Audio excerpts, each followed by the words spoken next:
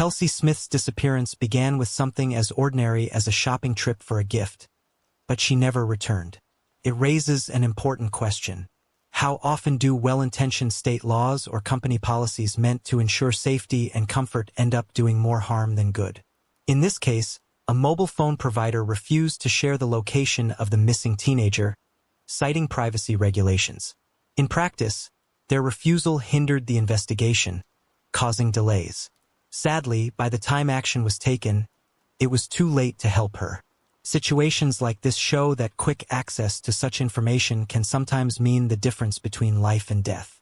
Kelsey Smith's murder, which happened only a month after her 18th birthday, shocked not just the United States, but also drew worldwide attention as news outlets across the globe covered the story. Kelsey was taken in broad daylight from a busy area, and her body showing clear signs of violence was later found on the outskirts of the city. The search for her lasted nearly a week, largely because authorities couldn't trace her location through her cell phone signal. This situation sparked intense debate and ultimately led to reforms, including the introduction of a law that now bears her name. To understand the full picture, let's go back to the beginning of Kelsey Smith's story. How was she abducted right outside a shopping center equipped with numerous surveillance cameras? Could her death have been prevented? And who was the man behind this crime? A person many believed to be a devoted husband and caring father. Who was Edwin Hall? To begin understanding this tragic case, we must look at the man responsible, Edwin Roy Hall. Known to friends as Jack, he was born on April 17, 1981 in the small town of Lee Summit, situated near the Missouri-Kansas border. He was the second child in a family plagued by poverty and hardship. Edwin's early years were anything but easy. His parents drank heavily, abused drugs, neglected their children, and treated them cruelly. Later in life, Hall claimed that when he was only 5 years old, he was sexually abused by his uncle, his father's brother. However, this allegation has never been definitively confirmed or disproven. Many suspected that this claim was fabricated by Hall's defense attorney to portray him as a victim of circumstance during trial and possibly reduce his sentence. Regardless, by the age of 6, Edwin had been placed in an orphanage after his father went to prison and his mother lost custody of her children. Over the years, Edwin moved through several foster homes, but he was repeatedly sent back to the orphanage. His violent temper and cruel behavior made it difficult for families to keep him. From a young age, he displayed sadistic tendencies, particularly toward animals, taking pleasure in tormenting them. He also refused to acknowledge any authority, making his behavior increasingly unmanageable. Edwin frequently disobeyed his foster parents, stole, and ran away from home. His final foster family returned him to state care at age 15 after he attacked his stepsister with a knife. Though the incident could have ended in tragedy, he was shown leniency and not prosecuted. Just a year later, however, he again drew police attention when he struck a much younger orphanage resident on the head with a baseball bat. As an adult, Hall's record appeared clean, and outwardly he seemed to have changed. By age 20, he appeared more stable and responsible. He married a woman named Alita, and about a year and a half later, they had a son together. Edwin earned a living with his old 1970s Chevrolet truck, hauling goods from place to place. To his neighbors, he came across as polite, reserved, and approachable. A devoted husband and father who gave the impression of being an ordinary family man. Yet, Edwin Hall was living a double life, a reality that only came to light once he stood trial for horrific crimes. His victim was Kelsey Smith, born on May 3, 1989 in Overland Park, the second largest city in Kansas. Kelsey and Smith was the third of 5 children in the warm, tightly bonded family of Gregory and Missy Smith. She grew up alongside her older siblings, Steve and Lindsay, and her younger brother and sister, Zach and Katie. Kelsey was deeply connected to each of them. Her father, Gregory Greg Smith, was a U.S. Navy veteran and former police officer who had dedicated more than 20 years to law enforcement before settling into a well-earned retirement. Kelsey's mother, Missy Smith, devoted her career to healthcare, spending many years working at a local hospital. Despite her demanding job, she skillfully balanced her profession with raising her 5 children and maintaining a warm, welcoming home. From an early age, Kelsey stood out as lively, sociable, and full of theatrical energy. She loved singing and dancing. She attended music school where she learned to play multiple instruments, and she eagerly joined school theater productions and choir performances. Beyond the arts, Kelsey was also passionate about sports. She enjoyed gymnastics, loved soccer, and often went to games with her father and brothers, cheering for the local team. With her quick humor, many talents, and natural charm, she had a wide circle of friends and easily left a positive impression on everyone she met. Kelsey had always loved animals and dreamed of becoming a veterinarian after finishing high school. In her senior year, she worked with the local orchestra, playing the clarinet at community events. The job gave her the chance to save enough money in just 6 months to buy her very first car, a 1987 Buick Regal. Her parents weren't thrilled that the car was older than she was and offered to contribute toward a newer, safer model. But for Kelsey, buying that car on her own was a matter of independence and pride. So, she politely turned down their help. The Smith family put great effort into giving their children the best possible upbringing, placing strong emphasis on both education and personal growth. At the same time, discipline played an important role in their household. Clear rules were established and everyone was expected to follow them. One such rule required each family member to share their plans and let others know if they would be home late. Kelsey, in particular, was always responsible. She was punctual, never missed curfews, and consistently told her parents where she was going and who she would be with. In her final year of high school, Kelsey began dating a young man named John Beer Smith.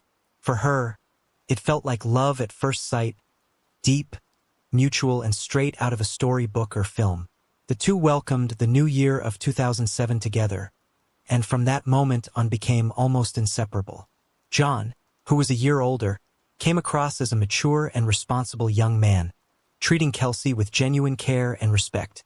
Both families supported the relationship, seeing nothing to oppose.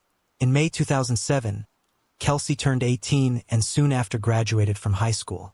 She was overjoyed to learn that she had been accepted into a respected Kansas college where she planned to pursue her dream of becoming a veterinarian. These days marked some of the happiest and most hopeful moments of her young life. Tragically, those joyful days proved to be her last. Kelsey joined her classmates in celebrating the end of high school, enjoying the parties, the carefree atmosphere, and romantic outings with John. At that moment, her life seemed perfectly on track. She had earned admission to her dream college, was in a loving relationship with a devoted young man who was preparing to propose, and appeared to have a bright, happy future ahead. On June 2, 2007, Kelsey and John were about to mark an important milestone, their 6-month anniversary. John had planned a surprise to make the occasion unforgettable. He had a custom engagement ring made, booked a dinner for 2 at a restaurant, and envisioned the evening as the beginning of their shared future together. Kelsey had no idea that John was planning to propose. She only knew she wanted to surprise him with a thoughtful gift of her own. That Saturday, she styled her hair, did her makeup, dressed nicely, and drove to a Target store just 10 minutes from home. Nothing hinted at the tragedy that was about to strike.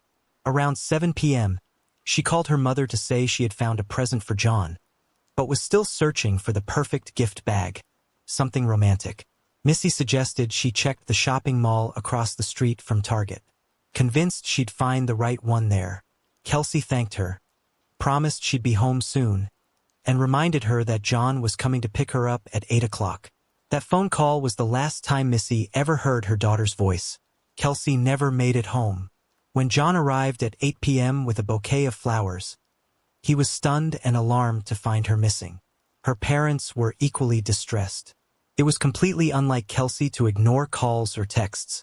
She had disappeared in broad daylight from a crowded area, and yet no one seemed to have noticed. Greg Smith, together with his 2 eldest children, immediately began searching for her. They discovered her car parked outside Oak Park Mall, sparking a brief hope that Kelsey might still be inside. But after thoroughly checking every floor and store, asking both sales staff and security guards if anyone had seen her, it became painfully clear that she was nowhere to be found. When the family returned to Kelsey's car, they noticed it appeared untouched. There were no signs of struggle or violence. Drawing on his background as a former police officer, Greg chose not to disturb anything, recognizing the car could be a key crime scene and that preserving evidence was critical. That same day, Kelsey's parents reported her missing, but their request for an immediate search initially met resistance. Police explained that because Kelsey was 18, she could not be officially classified as missing until 24 hours had passed. But Greg, unwilling to wait and determined to act, pushed back using his law enforcement connections. He also began checking with hospitals across the city to find out if any young women matching Kelsey's description had been admitted. That same evening, investigators questioned Kelsey's family and fiancé to confirm their alibis and rule them out as suspects, a routine step in such cases. They also reviewed surveillance footage from the Target store. The video showed Kelsey entering, browsing the aisles, making a purchase, and then leaving while speaking on the phone with her mother about where to find a gift bag. Following her mother's suggestion, she headed toward the mall across the street. In reality, Kelsey simply drove out of the Target lot, circled around, and parked at Oak Park Mall, leaving her car close to a side entrance near the wall. Forensic experts carefully examined the vehicle. From the outside, it appeared undisturbed. Inside, the gift she had bought for John lay on the passenger seat, while her backpack with personal belongings, a tablet, and a wallet holding about $300 in cash remained in the back. Robbery was quickly dismissed as a motive since nearly all of Kelsey's belongings were left untouched in the car. It seemed she had only taken her phone and credit card with her. The vehicle showed no evidence of a struggle, no blood, no damage, and forensic analysis revealed no unfamiliar fingerprints except one on the driver's seatbelt. This print did not match Kelsey, her family members, or her boyfriend. Attention then turned to her cell phone. Investigators knew that tracking its signal could help pinpoint her last location. By the time police tried, the phone had either been switched off or destroyed, but its most recent activity could still have provided critical clues. Unfortunately, Verizon Communications, her carrier, withheld the data for several days, citing regulations. This delay severely hampered efforts to narrow the search area. Interestingly, Verizon never flatly refused to cooperate, but instead repeatedly promised to look into it, effectively stalling the process. In 2007, telecommunications companies were legally allowed to withhold subscriber information from law enforcement, including police and even the FBI, unless a specific court order was presented. Privacy laws at the time offered no exceptions, even in cases where an individual's safety or life might be at immediate risk. Meanwhile, closer scrutiny of the surveillance footage revealed a chilling detail: a mysterious man trailing Kelsey like a shadow. At first, he was easy to overlook, maintaining a careful distance and never directly interacting with her. The man appeared to be a Caucasian in his early to mid-20s with an unremarkable but pleasant appearance. The man had short dark hair, a light beard, and was dressed casually in a plain white t-shirt with black shorts. He walked into the Target store about 30 seconds after Kelsey and trailed her through each section she visited, always keeping a few meters behind. Every camera that captured Kelsey also caught him in frame, and this footage would later be presented in court. Prosecutors described his actions as those of a predator stalking its prey. After Kelsey left the store, he followed, ensuring she was alone, then trailed her to the Oak Park Mall parking lot in his Chevrolet truck. It's also believed he may have overheard her phone conversation with her mother, since he was close behind at the time. If so, he could easily have learned of her plan to stop by the mall across the street. Sadly, Kelsey parked in a vulnerable spot beside a side entrance near a storage area where shadows obscured the view, making it nearly impossible for cameras to capture what happened next.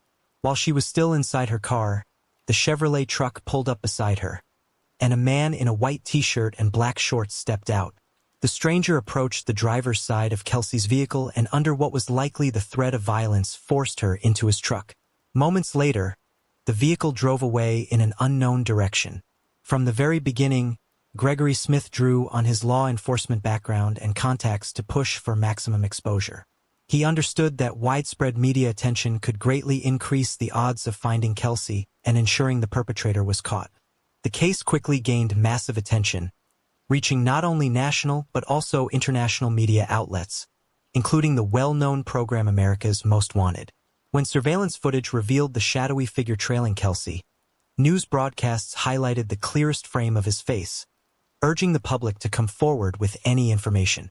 That same evening, police began receiving numerous calls from people who thought they had seen the man in different cities and even states.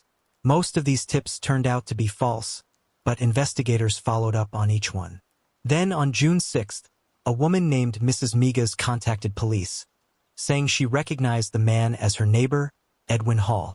At first, she had hesitated to call, uncertain of her suspicion. But once she learned about the Chevrolet truck linked to the case, her doubts vanished. Hall also drove an old model from the 1970s. What followed was the horrific discovery at Longview Lake and the arrest of the prime suspect. On June 6, 2007, the investigation reached a turning point. That day, Verizon Communications finally released the critical data showing the last location of Kelsey's phone signal. It traced back to a cell tower, narrowing the search area to a 1.1-mile radius north of the site. Within just 45 minutes of launching the search, authorities made a devastating discovery. Kelsey's body was found in the brush near Longview Lake, Missouri, about 30 m from where she had been abducted. The medical examiner determined that Kelsey had been savagely assaulted before being strangled with her own belt. Her body was discovered unclothed with only the belt still fastened around her neck. After the attack, her killer had dumped her remains in the bushes, covering them only lightly with dry branches. For 4 days, Kelsey's body lay exposed under the scorching June sun. Kelsey's remains had been badly damaged by insects and wildlife, leaving her nearly unrecognizable. Even so, the examination confirmed beyond doubt that the body was hers. The second pivotal development on June 6th was the arrest of the prime suspect. When police arrived at his home, the man appeared calm and composed. He acknowledged that friends called him Jack and willingly agreed to go to the station to give a statement. During questioning, he identified himself as Edwin Hall. When shown a photograph of Kelsey, he flatly denied ever seeing her before. Even after being confronted with surveillance footage clearly showing him trailing her in the store, he insisted it was pure coincidence. Hall claimed he had simply gone to Target for his own errands and had not even noticed her presence. Edwin appeared confident that investigators would find nothing linking him to the crime. His vehicle had been thoroughly cleaned and he had used contraception during the assault, leaving no DNA behind. Believing himself untouchable, Hall even agreed to cooperate fully, voluntarily providing fingerprints and a DNA sample. But his confidence crumbled when forensic analysis revealed that his thumbprint matched the one lifted from Kelsey's car seat belt buckle. A decisive piece of evidence. A search of Hall's home uncovered even more damning proof. A concealed air pistol bearing traces of Kelsey's DNA on the barrel. With this, authorities officially charged him with abduction, assault, and murder. However, because Kelsey had been kidnapped in Kansas, but her body was found in Missouri, a complex legal question emerged over which state held proper jurisdiction to try the case. This jurisdictional detail carried enormous weight as it influenced the severity of Hall's potential punishment. In Missouri, unlike Kansas, he faced the possibility of the death penalty. As the trial approached, Hall grasped the seriousness of his situation. On his attorney's advice, he chose to confess fully, providing details of how the crime unfolded in hopes of avoiding the harshest sentence. He admitted that he had noticed Kelsey as soon as she entered the store and decided to follow her. Staying close enough, he overheard her phone call and learned she planned to head to the shopping center across the street. Hall waited until he was sure she was alone, then trailed her to the adjacent parking lot. When Kelsey parked in a secluded spot by the side entrance, he saw his chance. Armed with a pistol, he approached, intercepted her as she tried to close the car door, and forced his way inside. As Kelsey settled into the driver's seat, she had already pulled the seat belt across her, but Hall stopped her from fastening it, leaving behind the incriminating thumbprint. He then forced the barrel of his pistol into her mouth, threatening her life and compelling her to move into his truck's driver's seat. With the weapon trained on her, Hall directed her where to drive. He instructed her to head toward a remote area near the state border. Once there, he forced her out of the truck and led her into the brush. It was there that he assaulted her, strangled her with her own belt, and concealed her body beneath scattered branches. Afterwards, he carefully scrubbed the interior of his truck, removing fingerprints, DNA, and any trace of Kelsey's presence before hiding the pistol, still carrying her saliva inside his home, confident it would never be found. When asked about his motive, he couldn't provide a clear explanation, but indifferently commented on her fantastic legs. Additionally, during the investigation, several other women and girls victimized by Hall's actions came forward. It was revealed that he had coerced a 14-year-old neighbor into intimacy with threats, harassed a local waitress, and fled a restaurant without paying. As a result, charges of corruption of a minor, harassment, and theft were added to the existing accusations. Paul's lawyer attempted to appeal to the court's sympathy, highlighting his client's troubled childhood past, victimhood, lack of parental care, and upbringing in foster homes. The defense's efforts were in vain, but the lawyer was the only person to speak on the defendant's behalf and support him. Hall's wife attended every court session, but remained silent in the courtroom, refusing to defend him. On September 16, 2008, a judge in Johnson County sentenced Edwin Roy Hall to 27 life terms without the possibility of parole. Upon hearing the verdict, Hall apologized to the Smith family and then broke down in tears. He is now serving his sentence at the Hutchinson Correctional Facility in Kansas. The case also led to the creation of the Kelsey Smith Act. Verizon Communications' hesitation to provide the last known location of Kelsey's phone for 4 days drew widespread criticism. The company cited privacy laws and the need for a court order, which would have taken time to obtain. While this delay ultimately would not have saved Kelsey, access to such data in future cases could prove vital in protecting the lives and safety of others in danger. This prompted Kansas to pass the Kelsey Smith Act in 2009, requiring telecommunications companies to provide subscriber location information when there is a threat of death or serious physical injury. By 2021, 29 additional states, including Missouri, had enacted similar laws, with Oklahoma, Montana, and Illinois also adopting the legislation. Since its introduction, the law has helped save numerous lives. For example, in 2015 in Lenexa, Kansas, police were able to locate a car thief who had a child in a car seat within 30 minutes by tracking the mobile phone left in the back seat by the child's mother. In 2021, a similar method was used in Illinois to rescue a young woman attempting to take her life by jumping off a cliff. She survived, though she sustained serious injuries, and swift phone tracking was key to her rescue. Interestingly, the Smith family never requested that the law bear their daughter's name. The idea came from Kansas Senator Rob Olson. In the aftermath of the tragedy, Kelsey's family also established a foundation to support crime victims and continues to educate young people about safety. If you found this case fascinating, don't forget to like the video and subscribe to the channel.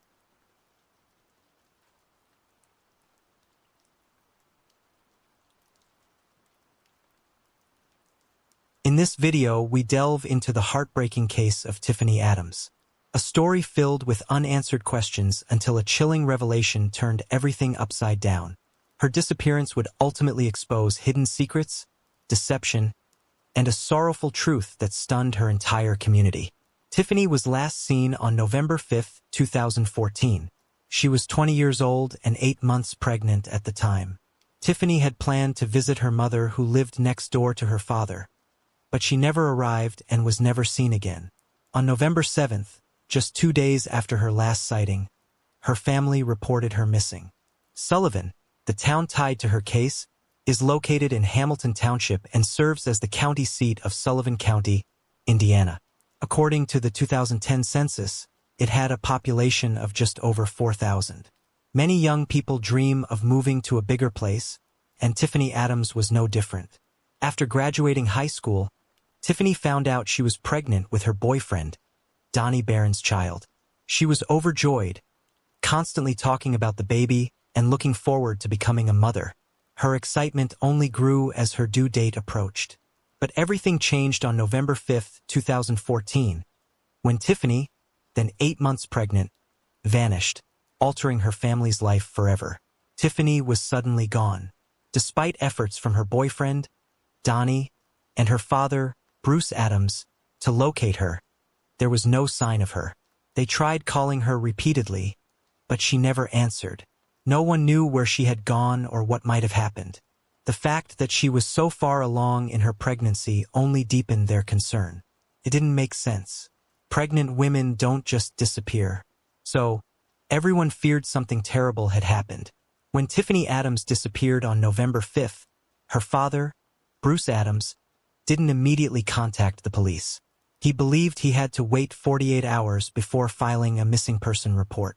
This is a common misconception. Many people think they must wait 24 to 48 hours, but in reality, authorities should be contacted right away when someone goes missing.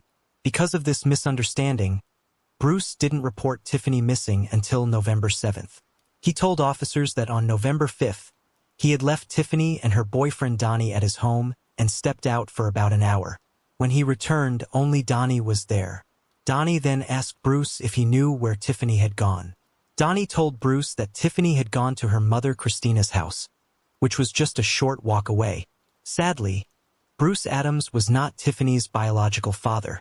Her real father had never been involved in her life. When police spoke with Christina, she admitted she didn't know where Tiffany was either. According to Christina, the last time she saw Tiffany was on October 30th, 5 days before her disappearance. Due to the seriousness of the situation, state police were brought in to help investigate and locate Tiffany as quickly as possible. In missing person cases, investigators typically begin by questioning those closest to the individual. Since Donnie was the last known person to see Tiffany, authorities wanted to speak with him first.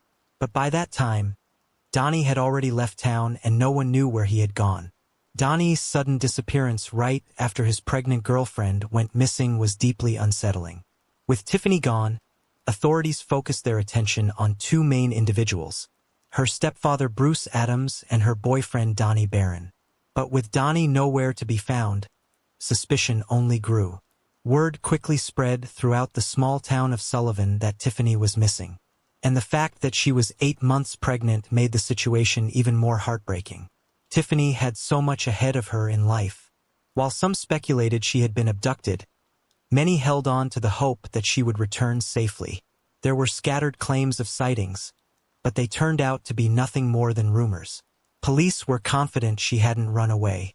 With Donnie's whereabouts unknown, investigators turned their attention to Bruce, trying to determine what he might know.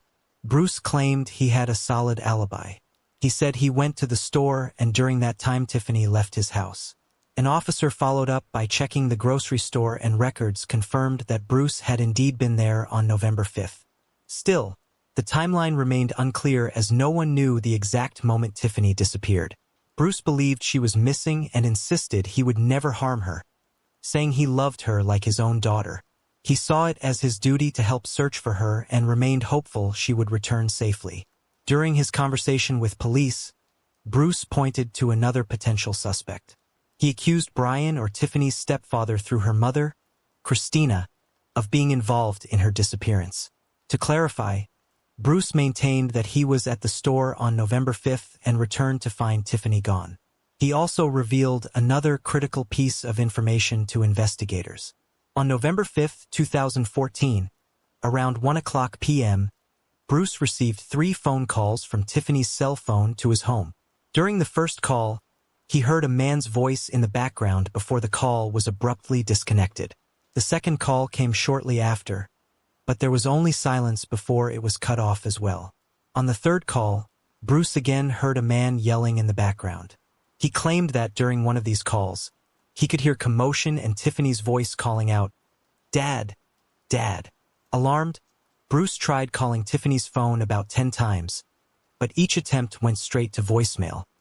He suspected that the man yelling in the background was Brian, or Bruce suspected that Brian or may have harmed Tiffany, believing Brian disliked her. This was a serious lead that investigators needed to explore. To better understand Tiffany's relationship with her stepfather, police spoke with one of her close friends. According to the friend, Tiffany never spoke positively about Brian or her father. She often complained about being called hurtful names and said she couldn't visit her mom because of Brian. Tiffany also told her friend that Brian wouldn't allow her to speak to her mother unless the call was on speakerphone, showing how controlling he was. His behavior made him a strong person of interest in the investigation. Police wanted to know why he was restricting Tiffany's communication with her mom and whether he had a different version of events regarding the day she vanished. On social media, Tiffany had also shared her frustration about her mother getting back together with Brian. Or in one post, she expressed anger and made it clear she didn't think highly of him. What if Brian had seen Tiffany's post and reacted angrily? Could her mother have been hiding something, too? These were just some of the many questions investigators needed to answer to understand how everyone mentioned in this case was connected. It's important to break things down clearly. At the time Tiffany went missing, her mother Christina was married to Brian, or before marrying Brian, Christina had been married to Bruce Adams. Though Bruce wasn't Tiffany's biological father, he had married Christina around the time Tiffany was born and had raised her as his own. The two homes, Bruce's and Brian and Christina's, were so close that you could walk between them and Bruce could see their house from his backyard. Over time, the relationship between Bruce and the couple had become strained. Hopefully, this helps clarify the situation rather than confuse it further. Let us know your thoughts in the comments below. On November 11, 2014, 6 days after Tiffany vanished, police arrived at Christina and Brian Orr's home with a search warrant. The couple wasn't pleased about the search, but officers were looking for anything that might link Tiffany to the house. Signs of a struggle or any other clue that could help uncover what had happened to her. While examining the property, investigators noticed a security camera mounted on a pole facing the entrance of the home. Upon closer inspection, it appeared to be a motion-activated camera, possibly set up like a wildlife or surveillance trap. Detectives were eager to retrieve the footage, hoping it might provide key information about Tiffany's disappearance. But when they checked the device, they found that the memory card was missing, meaning nothing had been recorded. Was this just an unfortunate coincidence? Or had someone removed the card deliberately to hide vital evidence? At that point, police were considering every possible explanation. Brian Orr remained a person of interest, but there was no solid evidence linking him directly to Tiffany's disappearance. At the beginning of the investigation, Tiffany's boyfriend, Donnie Barron, was also considered a potential suspect. Bruce was the one who initially reported Tiffany missing, and Donnie was the last known person to have seen her alive. Yet he had already left town by then. Eventually, the sheriff was able to track Donnie down and speak with him. Donnie claimed he loved Tiffany and had no idea why she had disappeared so suddenly. He wondered who she might have been with. He said it had been his dream to raise the baby with her. Still, his actions raised questions. Why had he vanished? Why didn't he assist with the search or take part in the investigation? There was a possibility that Donnie may have harmed Tiffany in some way. It was difficult for him to prove he wasn't at Bruce's house when she disappeared, especially since he was the only one who could vouch for his whereabouts. Another major revelation in the case was that Donnie wasn't the biological father of Tiffany's baby. The actual father was Paul Artem McHenry. In high school, Artem was considered a heartthrob, tall, athletic, and the guy every girl seemed to admire. He and Tiffany had been in a relationship for 3 years before breaking up in March 2014. Shortly after the breakup, Tiffany began dating Donnie. She was stunned to find out she was pregnant and unsure of who the father was at first. Ask either Donnie or Artem. Both were closely tied to Tiffany and the situation was complicated. At the time, most people assumed the baby was Donnie's, especially since he and Tiffany were together. But after an ultrasound revealed how far along she was, Tiffany realized the baby was actually Artem. She was overjoyed by the news. Her relationship with Artem had been emotionally complicated, and their breakup hadn't been easy for either of them. Tiffany shared her feelings in a social media post dated October 1, 2014. She wrote, "Looks like my baby boy will grow up with me, being both a mom and a dad. The dad of my child is really not worth anything. He just told me he was giving up his rights and wasn't sure if he could do it." Donnie didn't cause any drama when he found out Tiffany was pregnant and that Artem was the father. Meanwhile, Artem McHenry was also considered a suspect and was questioned by the sheriff. Artem stated he was at work about 30 m away on November 5th. His alibi was later confirmed to be accurate. The search for Tiffany continued for days, then weeks, with no significant leads, until December 30th, 2014, 55 days after she had gone missing. According to the official report, and I quote, "It was reported that Tiffany was missing on November 7th, 2014. Police made efforts to locate her, but were unsuccessful. That changed when two farmers in Sullivan County discovered Tiffany's body in a field where they had been late harvesting corn. Her remains had significantly decomposed and animals had disturbed the site. Tiffany's red fleece jacket had been tightly knotted around her neck with a leaf discovered inside the knot. An important detail indicating that the jacket was tied around her neck while she was already in the cornfield, not somewhere else. Her cell phone was not found with her remains. At first, the farmer who came across her body thought he was looking at a mannequin, but as he got closer, he realized it was a young woman. She was wearing brown boots and had dark hair. Interestingly, her body had not decomposed as much as expected, likely due to the cold temperatures throughout November and December 2014. According to court documents, a pathologist conducted an autopsy on December 31st, 2014 and determined that Tiffany died from ligature strangulation. One of Tiffany's ribs had been broken, possibly during the assault. Tragically, the medical examiner confirmed that her unborn baby had still been alive at the time of her death, but suffocated as a result of the strangulation. Investigators struggled to grasp how something so cruel could have happened. Who would commit such a heartless act? What could drive someone to take not only Tiffany's life, but also the life of a child who had never even taken a breath?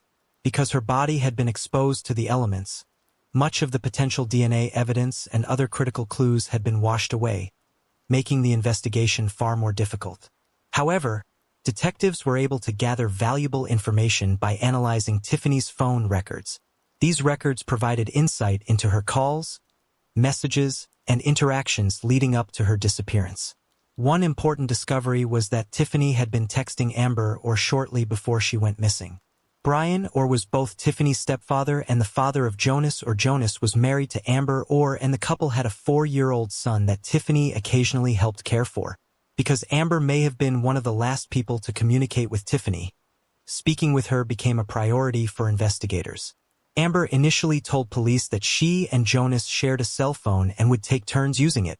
Further investigation revealed that Tiffany and Amber frequently texted each other, which made their shared phone especially important. Authorities requested access to the phone they were using at the time of Tiffany's disappearance. But by the time police interviewed them, the couple had already switched to a new device. Jonas and Amber claimed that on the day Tiffany went missing, they had gone out to rent a video. This alibi was later confirmed when the police verified their visit with the video rental store. When Tiffany went missing, police were able to track her phone's movements, which helped them piece together part of her final hours. Shortly after she left her father's house, her phone was detected in several different locations, moving quickly, indicating she was likely in a vehicle. But Tiffany didn't own a car at that time. At this point in the investigation, the main suspects remained her boyfriend, Donnie Barron, and her stepfather, Brian. However, investigators were able to confirm that Donnie had not left Bruce's house during the time Tiffany disappeared. With Donnie ruled out, attention shifted to Brian and his version of events. Brian and Christina told police they hadn't been home that day because they were working on an apartment across town and didn't return until late that night. But cell phone data told a different story. Records showed that at 11:15 a.m., Tiffany's phone pinged outside her mother's house. After that, the phone was inactive for about 39 minutes. When it turned back on, it was in the same area where her body was later discovered. Lake Sullivan was the final location where Tiffany's phone was tracked, making it a key point in the investigation. One of the biggest questions became, whose vehicle was Tiffany in, and did the driver have anything to do with her death? As detectives dug deeper, they discovered that on the day Tiffany disappeared, her half-brother Jonas had borrowed a Chevy Blazer from a friend named Jim Fish. Jim worked at a sawmill and Jonas was supposed to return the vehicle there. However, Jonas ended up bringing the blazer back 6 hours later than planned. He explained the delay by claiming the vehicle had broken down. What you're seeing now is a portion of an official court document that provides further details. Feel free to pause the video and read it carefully. For those who are just listening, it's important to note again. Jonas returned the Chevy Blazer 6 hours late. At this point, Jonas had become a central figure in the investigation. Adam and Jonas claimed they were at the video store when Tiffany went missing. Police followed up by revisiting the store and receipts confirmed they had indeed been there.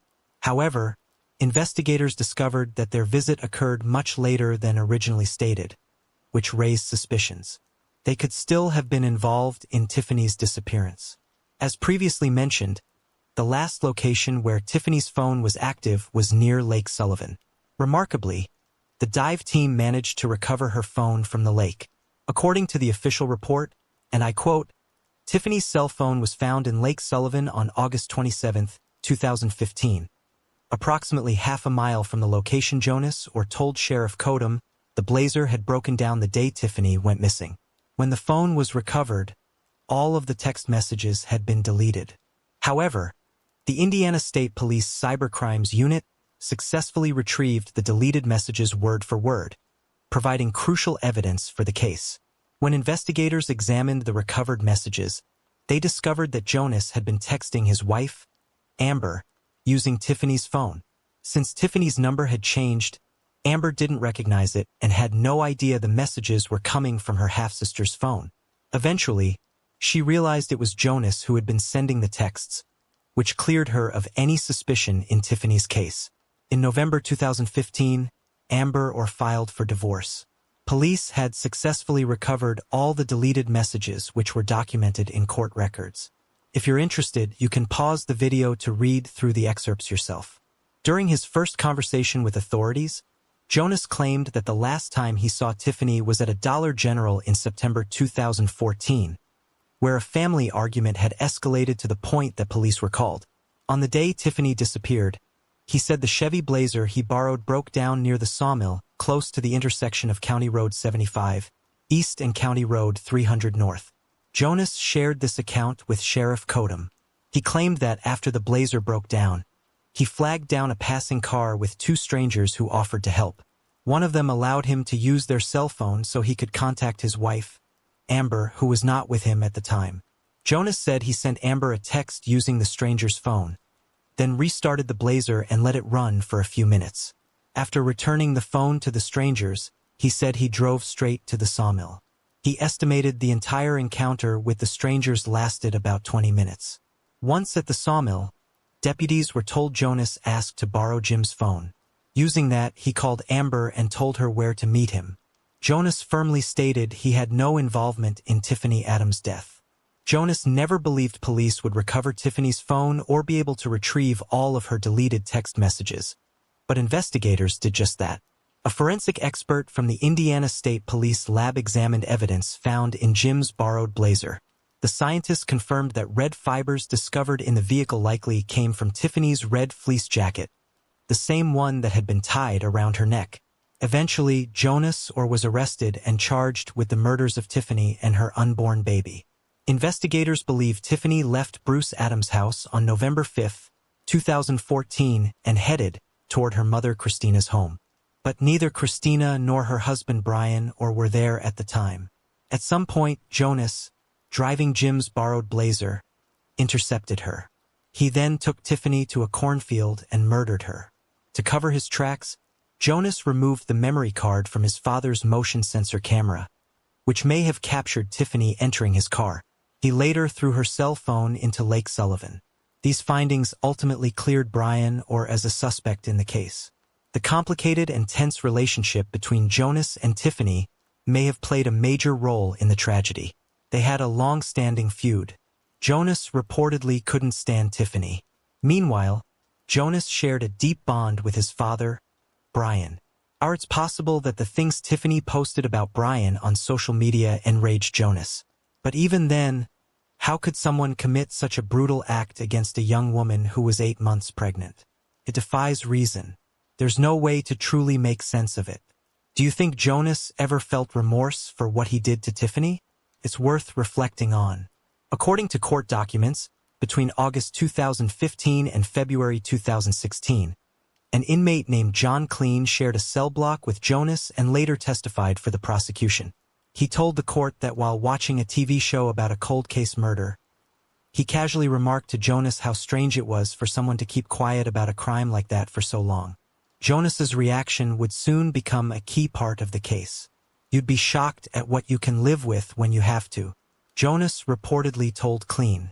According to Clean's testimony, Jonas also admitted that he didn't feel remorse for what he did to Tiffany, but he did feel guilt over the baby.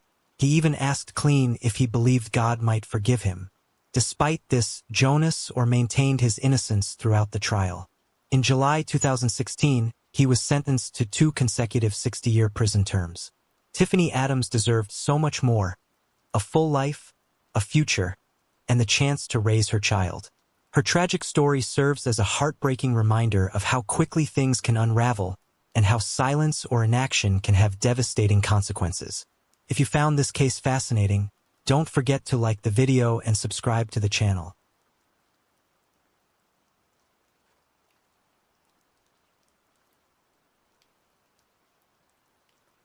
A nurse left work and headed home, but she never made it there. At first, police had no leads to go on, and it seemed like solving this case would be impossible. But soon, they started uncovering a series of strange details, and in the end, the truth turned out to be something no one could have expected. Michelle Beets was born on February 22, 1953 in New Zealand. She had an older brother, 2 younger sisters, and loving parents. Michelle grew up as a cheerful, outgoing kid. She loved horseback riding, swimming, and spending time with her friends. At 13, she was accepted into a prestigious girls' school where she worked hard and excelled in her studies. Michelle had always dreamed of helping people and becoming a doctor, so she took her education seriously from an early age. After finishing school, she earned her medical degree and began working at a hospital in Auckland. But eventually, she decided to move to Australia. She settled in Sydney and started working at a large hospital, continuing her career as a nurse. Around the same time, Michelle met a man named David, and the two began dating. Over the years, she worked her way up to become the head of nursing at the hospital, a role she earned through her dedication and passion for the job. At one point, she was even selected to join the medical team assigned to accompany the Pope during his visit to Australia. On April 27, 2010, 57-year-old Michelle started her day like any other, heading out early for her hospital shift and returning home around 6 o'clock in the evening. On her way, she also stopped by a local shopping center to pick up some groceries. At about 6:20 p.m., a couple walking their dog down Michelle Street heard a woman screaming. Alarmed, they followed the sound, which led them straight to Michelle's house. They saw a man in a hoodie wearing a balaclava and carrying a backpack climbing out from her yard. When they tried to stop him, he took off running and disappeared. As the couple approached the house, they saw a woman lying on the floor of the front fur. When they got closer and checked for a pulse, they noticed a deep wound across her neck. She was still conscious and turned her head toward them as if trying to say something, but the injury was too severe for her to make a sound. Before help could arrive, Michelle passed away, and police were called to the scene. The first thing investigators did was confirm the victim's identity. It was indeed Michelle. In addition to the deep cut on her neck, the coroner found multiple stab wounds and clear signs that she had fought desperately to defend herself. At first, detectives suspected it might have been a robbery gone wrong. Judging by the scene, it looked like Michelle was attacked the moment she stepped onto the veranda with her grocery bags. They theorized she might have surprised a burglar who then killed her in a panic. That idea seemed to make sense. After all, the back door showed clear signs of forced entry. But as soon as investigators looked closer, that theory began to fall apart. There were no traces of the intruder inside, and nothing in the house was missing. Then they found something even more telling. Someone had cut the power lines outside, completely shutting off electricity to the house, including the alarm system. The security company was immediately alerted and tried calling both Michelle's home phone and her cell, but she didn't pick up. They then reached out to David, who said he was only a few minutes away from the house and would go check it out. When David arrived, the street was already filled with police cars and an ambulance. And when he learned that Michelle had been murdered, he fainted on the spot. Given how brutal the attack was, detectives quickly concluded it was most likely personal. David naturally was the first person of interest, especially since he'd said he was nearby at the time. But soon they confirmed his alibi. He'd been in another place during the attack and there wasn't a single trace of blood on him. So, police cleared him and kept searching for new leads. Unfortunately, there wasn't much to go on. The crime scene offered almost nothing, just a few faint smudged footprints leading from the house toward a nearby street. Since that matched the direction in which witnesses said the suspect had fled, officers began pulling footage from hundreds of surveillance cameras along the route and beyond. Meanwhile, news of Michelle's murder spread quickly across the city, and it sent shock waves through her neighborhood. It was an upscale, peaceful area where crime was virtually unheard of, and even petty thefts were rare. Since the killer had left behind almost no trace, detectives started to wonder if this wasn't his first crime, or if he might have had experience in law enforcement or even military. They also suspected he'd been watching Michelle for a while, learning her daily routine. He'd cut the wires leading into the house, which also disabled the motion-activated lights on the veranda. That seemed deliberate. By the time Michelle got home, it was already getting dark, and without that light, the killer could easily hide near the door and wait for her to arrive. While officers combed through surveillance footage looking for the suspect, detectives began interviewing Michelle's friends and colleagues. Staff at the hospital where she worked said there had been issues in the past with certain patients who'd harassed nurses. But investigators found no link between those incidents and Michelle's murder. They also learned that Michelle had once fired an employee for stealing prescription drugs from the hospital storage room, but that lead too went nowhere. However, as detectives kept talking to her coworkers, one name kept coming up again and again. A man named Walter, whose behavior, everyone said, had always been strange. Walter was originally from the United States. He'd come to Australia on a work visa and got a job as a nurse at the same hospital where Michelle worked. She was actually his supervisor, the one who signed off on his employment papers. But just a few months before the murder, Michelle decided not to renew his contract after multiple complaints had been filed against him. Several nurses had reported his inappropriate behavior, and overall, staff were afraid of him. He had a reputation for being short-tempered and unpredictable. In fact, Michelle even asked a colleague to stay in the room with her when she broke the news to Walter that he was being let go because she was genuinely worried about how he might react. But that wasn't the end of it. After he was fired, Michelle told coworkers she'd seen Walter near her house several times, which understandably terrified her. Detectives quickly realized that Walter might have been stalking her in the days leading up to the murder. They also learned that he had previously served in the U.S. Marine Corps and had extensive combat training. Still, when investigators questioned him, Walter denied having anything to do with Michelle's death. He claimed there had never been any bad blood between them. He said he didn't hold a grudge about losing his job and barely even knew her since. According to him, they hardly ever interacted at work. Other hospital employees, however, told a very different story. They said Walter and Michelle saw each other almost every day and that there was definite tension between them. Walter also insisted that he had no reason to hate her, since the only reason he'd wanted to keep the job in the first place was for his visa. But even after being fired, he managed to keep it and continued living in Australia legally. As for the night of the murder, Walter said he'd met his wife at the train station around 7 p.m. and that they'd went home together. He swore he'd never been anywhere near Michelle's house that evening. Police searched his house, but came up empty. Even so, Walter was still their prime suspect. They just didn't have the evidence to nail him yet. And then, just days after Michelle's murder, something eerie happened. Walter ended up in the very same hospital he'd been fired from. He'd suffered some kind of seizure, and the staff, Michelle's own colleagues, had to treat the man. Everyone already suspected might have killed her. Meanwhile, detectives kept going through hundreds of hours of surveillance footage, and eventually they caught a break. On one of the recordings from a shopping center less than a mile from Michelle's house, they spotted a man who looked a lot like Walter. The timestamp showed he was there just 10 minutes after the murder. But that wasn't all. The footage also showed him tossing his backpack into a trash bin before walking away. When investigators brought Walter back in and showed him the footage, he didn't seem nervous at all. He admitted it was him on the video, but said he just stopped by the mall to run some errands and that the backpack was old, something he'd been meaning to throw away for a while. Police sent crews out to multiple landfill sites across the city, trying to track down that bag, but came up empty-handed. Despite all the suspicious details, detectives still didn't have enough to charge him with anything. For the next few weeks, investigators struggled to find any new leads. It was starting to look like the killer had completely covered his tracks and that justice might never come. But then, 3 weeks after the murder, everything changed in the most unexpected way. Walter's wife, Samantha, came forward and told police she was ready to testify against her husband in exchange for full immunity. According to his wife, Walter hated Michelle for not renewing his contract. He also believed she'd given bad references about him to other hospitals, which made it impossible for him to find another job.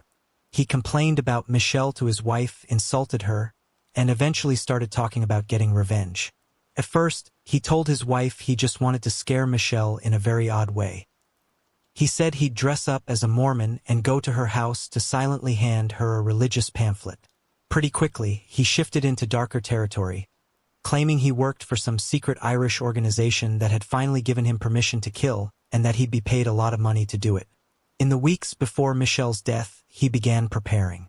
He watched her, learning her routines and routes, and called her home phone from Payoneses more than 30 times to figure out when she was home.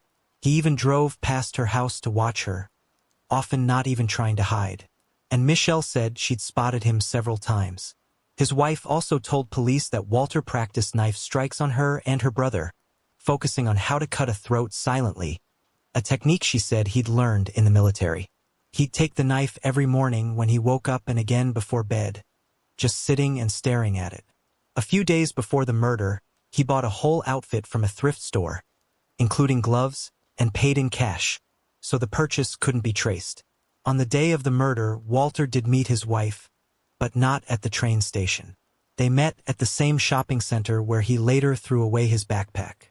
When she tried to kiss him, he told her not to touch him because he was dirty, then admitted he had just killed Michelle. Walter said he broke a window at Michelle's house and tried to pry open the back door to make it look like a break-in. He also cut the wires leading to the house to disable the porch lights and waited for her to come home. But despite all that planning, something went wrong. Walter had intended to ambush Michelle from behind. But that evening, her car broke down, so she had to park on a different spot. When she finally stepped onto the porch, she saw him and screamed. Walter told her he wouldn't hurt her if she stayed quiet. Michelle said, "Okay, I won't scream. I'm just afraid you'll hurt me." Right after that, Walter slashed her throat and stabbed her several times in the upper body. When he saw a couple running toward the house after hearing the scream, he fled. He changed clothes behind a nearby garage, stuffed his bloody outfit and knife into his backpack, and threw it away at the mall.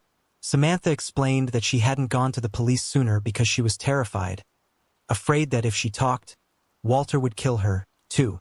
Around that same time, detectives got a call from a journalist who said she had some interesting information to share. She told them she'd met Walter in the early days of the investigation. Right after reporters learned that police were starting to suspect him, she got his phone number, and over the next 2 weeks, they spoke several times. During all those conversations, Walter kept insisting he was innocent until one day he called her again and said he needed to tell her something unpleasant. He admitted that he had killed Michelle, saying it was a contract killing for a large amount of money. Walter claimed he'd been diagnosed with cancer and wanted to make sure his wife had enough money to return to her home country, Vietnam, and start a business there. The journalist immediately contacted detectives who, as it turned out, were already interviewing Walter's wife at that very moment. Her brother also confirmed that Walter had practiced knife attacks on him and even asked him to come along to Michelle's house to act as a lookout during the murder. That was all the police needed to make an arrest. Walter was charged with murder, but refused to plead guilty, and he was sent to jail to await trial. A few months later, guards found him in his cell bleeding heavily and rushed him to the hospital where doctors managed to save his life. It turned out Walter had done it to himself, so he was placed under close supervision. The trial began about a year and a half after the murder, and Walter still refused to plead guilty. He showed little interest in what was happening and barely participated in the process, leaving everything to his lawyer. His attorney argued that there were no physical pieces of evidence linking Walter to the crime and tried to challenge the statements made by his wife and brother. According to the defense, they had every reason to lie. After all, they had both struck a deal with prosecutors and were granted full immunity. And that wasn't all. As part of the agreement, they were also promised Australian visas. To the defense, that was more than enough motivation to tell the police exactly what they wanted to hear. The lawyer also claimed that Walter had suffered a serious brain injury in a car accident 2 years before the murder and might not have been fully aware of his actions.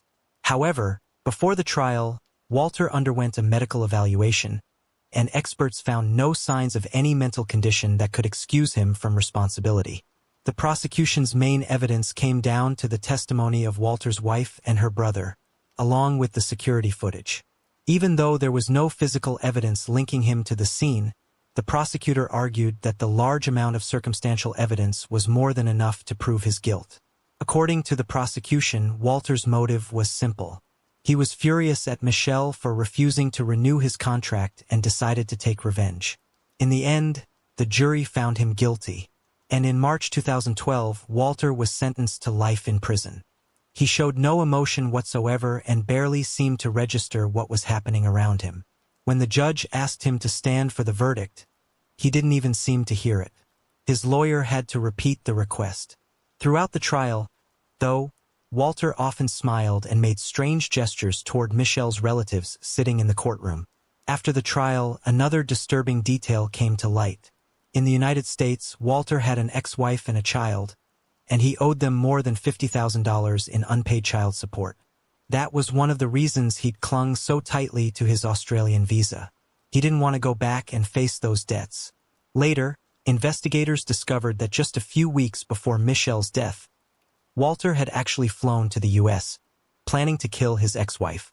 For reasons that remain unknown, he never went through with it and returned to Australia, where he shifted his focus entirely to Michelle. As for his claims about working for a secret Irish organization, detectives found no trace of evidence to support any of it. The same went for his story about having cancer. There wasn't a single medical record confirming that diagnosis.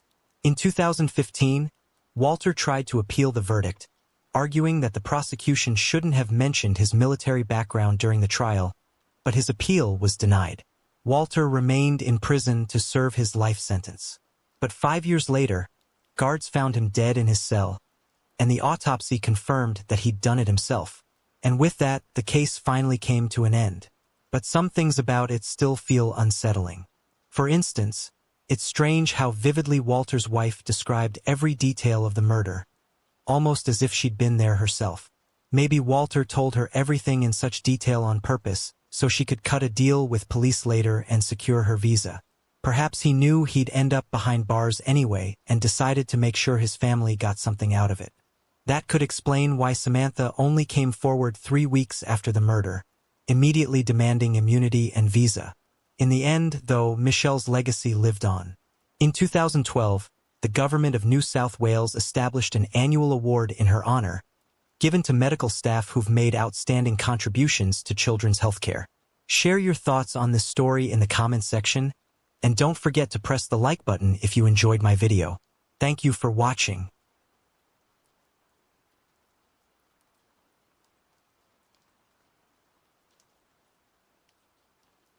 On October 15, 2021, police responded to a distress call from an apartment complex on Oak Street.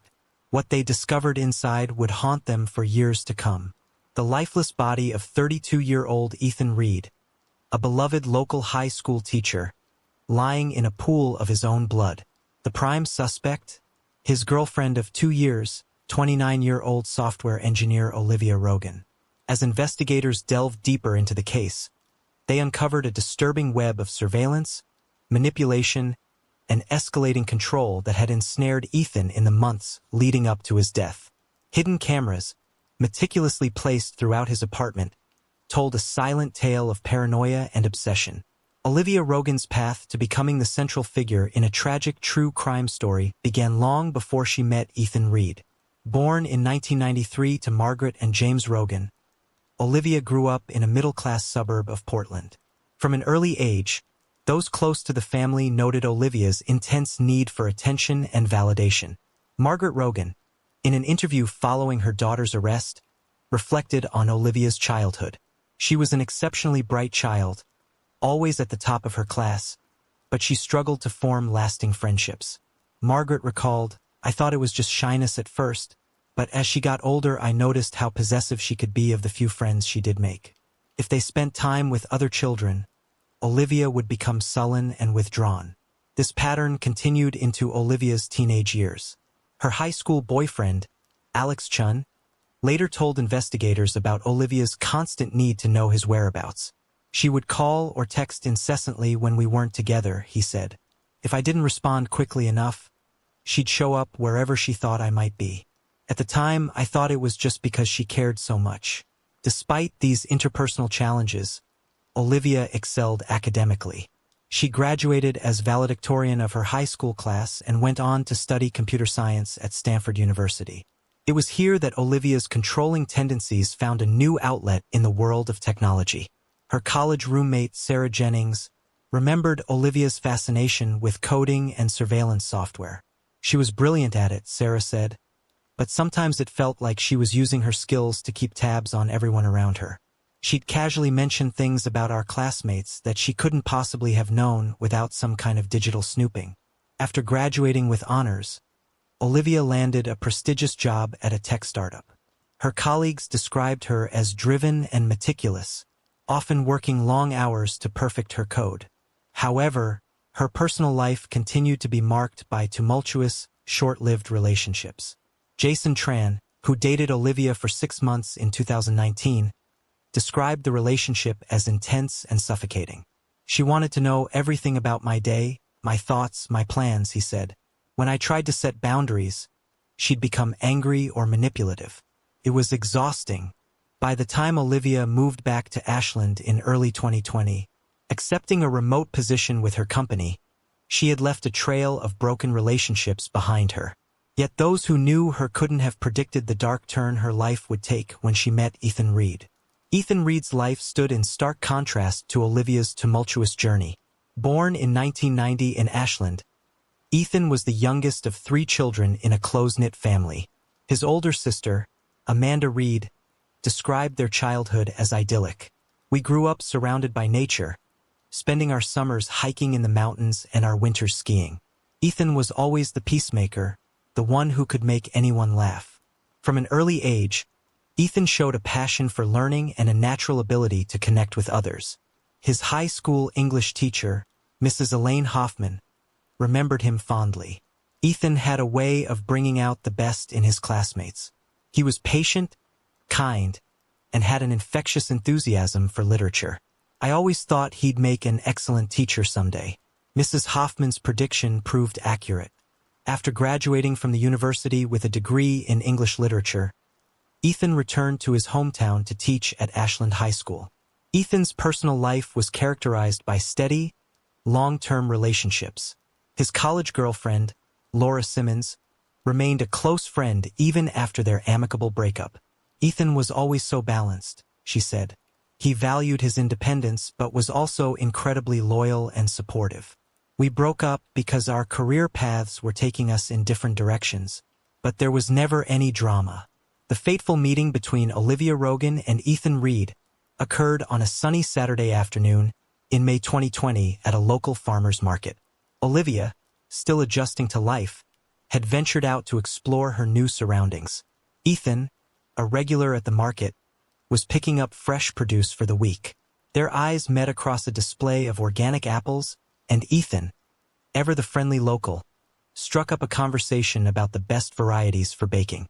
Olivia, charmed by his easygoing nature and warm smile, found herself lingering at the stall far longer than she'd intended. As they chatted, they discovered a shared love of classic literature, and hiking. Ethan, impressed by Olivia's quick wit and intelligence, suggested they meet up for a hike the following weekend. Olivia, feeling an instant connection, eagerly agreed. Their first date was a hike up to Grizzly Peak, offering breathtaking views of the Rogue Valley. Ethan's friend Mark later recalled Ethan came back from that hike on cloud nine. He couldn't stop talking about how smart and funny Olivia was, how they'd talked for hours without a lull in the conversation. Over the next few weeks, Olivia and Ethan's relationship blossomed rapidly. They spent long evenings discussing books, sharing meals, and exploring the natural beauty of southern area.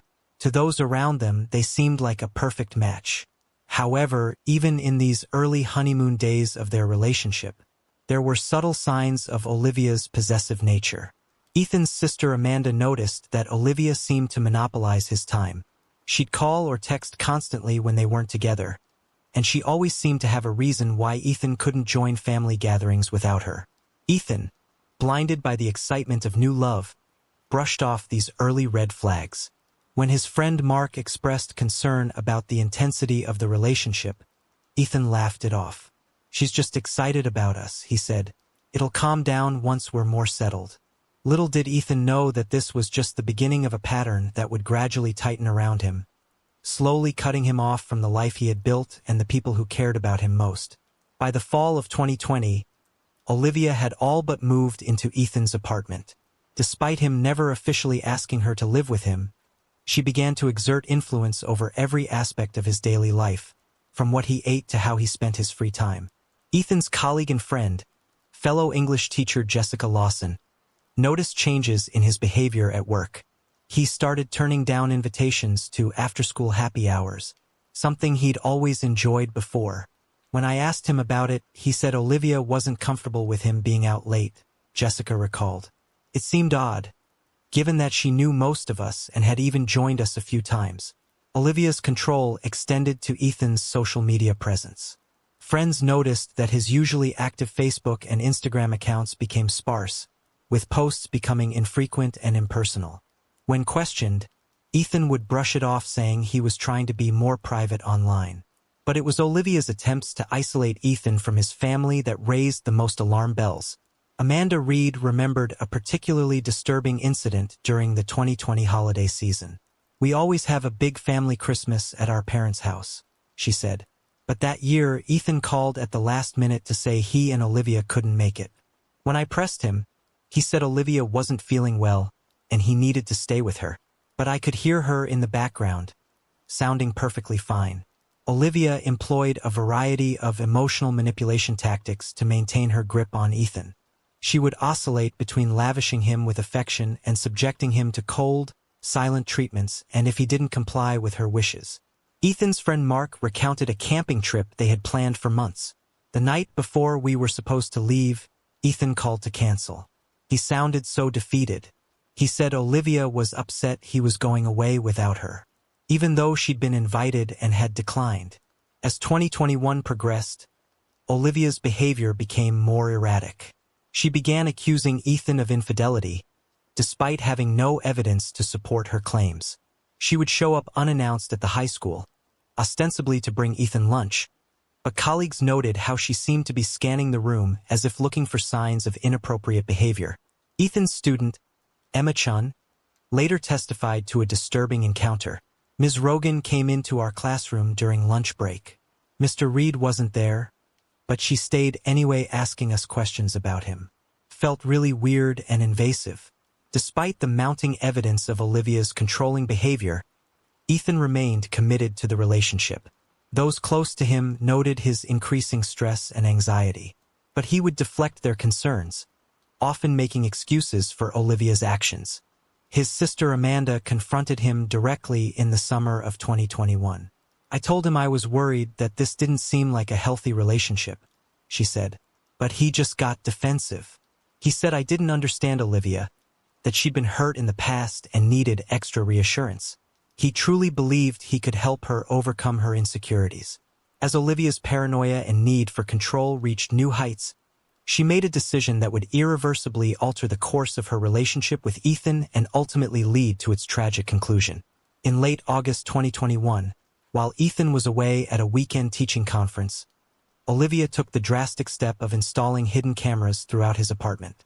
Brewing in Olivia's mind for weeks, her background in software engineering made the technical aspects of the plan feasible. And her growing suspicions about Ethan's fidelity provided the justification she needed to overcome any moral qualms. Olivia meticulously planned the operation, purchasing small, high-definition cameras disguised as everyday objects, a smoke detector, a phone charger, even a potted plant. She also set up sophisticated software that would allow her to access the feeds remotely from her laptop or phone. On the Friday afternoon that Ethan left for his conference, Olivia sprang into action. She had a key to his apartment ostensibly for emergencies, which gave her unfettered access over the next several hours. She carefully placed cameras in the living room, kitchen, bedroom, and even the bathroom, ensuring every corner of Ethan's private space was under surveillance. With the cameras in place and the software running smoothly, Olivia left the apartment, her heart racing with a mixture of anticipation and guilt. She told herself that this was a necessary step, that it would allay her fears and allow her to trust Ethan completely. The first few days of monitoring proved uneventful.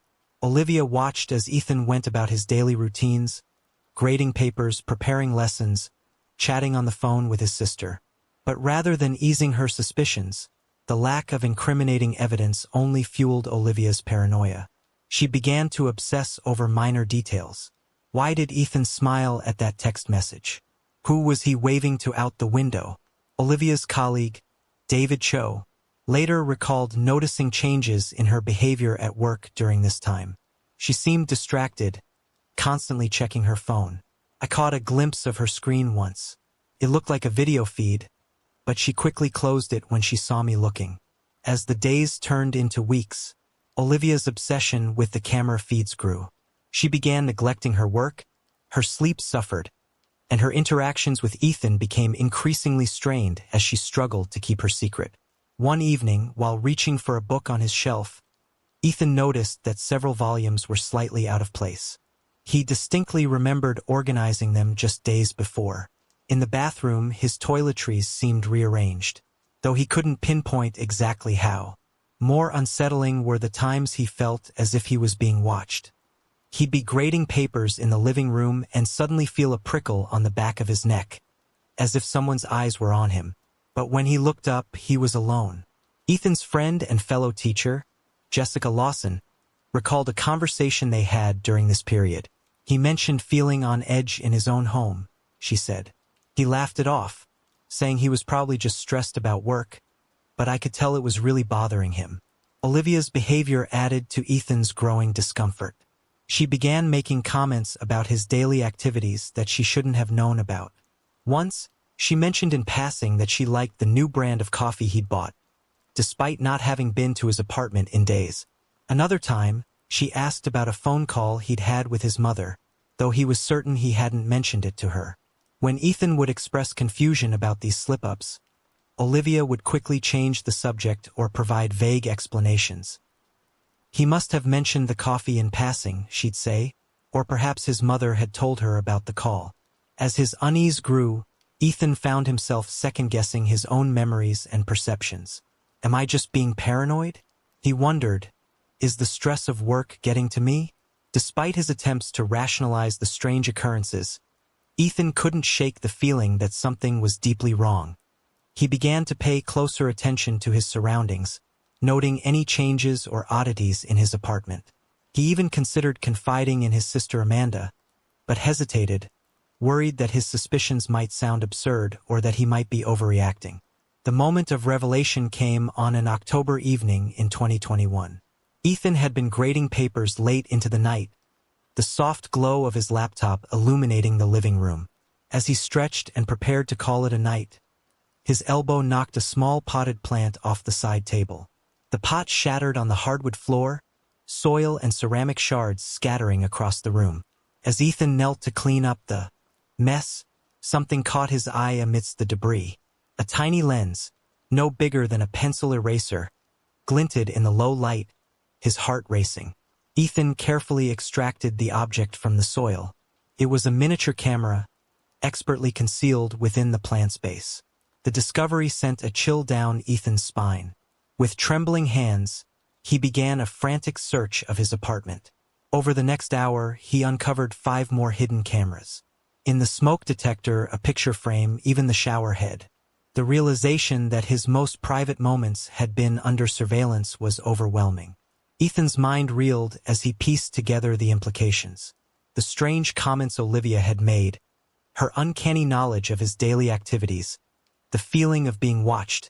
It all suddenly made horrifying sense.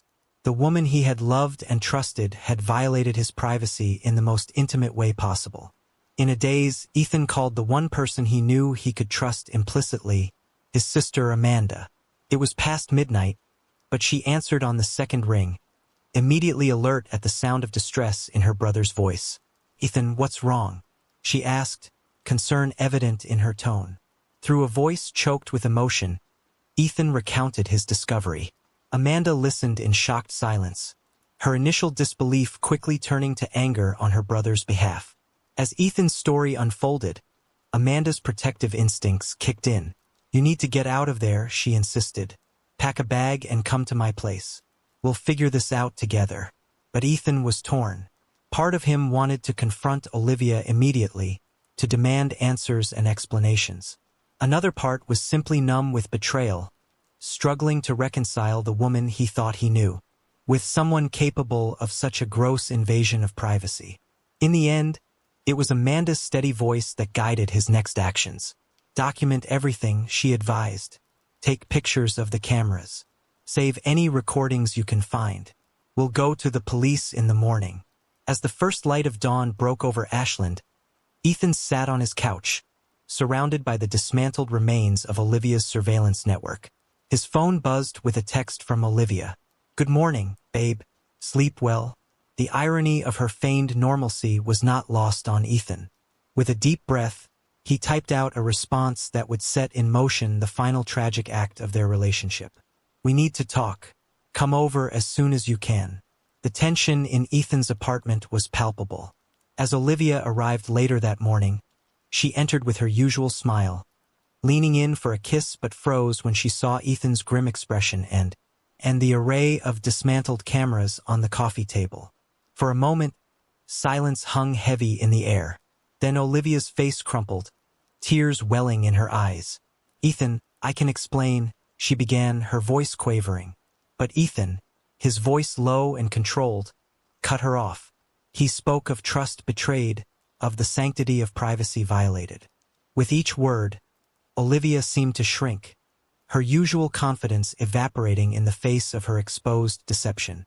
When Ethan finally fell silent, Olivia launched into a desperate justification of her actions. She spoke of her deep-seated insecurities, her fear of losing him, her conviction that if she could just prove to herself that he was faithful, she could finally relax into their relationship. Her words came out in a rush, pleading and explanatory, but Ethan remained unmoved.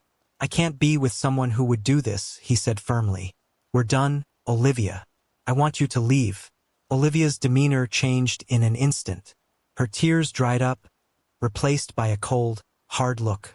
"You can't do this to me," she hissed. "We're perfect together. You're overreacting." As Ethan stood firm in his decision, Olivia's pleas turned to threats. She spoke of ruining his career, of telling his students and colleagues about embarrassing moments she'd captured on camera. When these threats failed to sway Ethan, she resorted to emotional manipulation, threatening self-harm if he left her. Throughout it all, Ethan remained resolute. Even as his heart broke at the sight of Olivia's desperation, he knew with a clarity that surprised him that there was no coming back from this betrayal.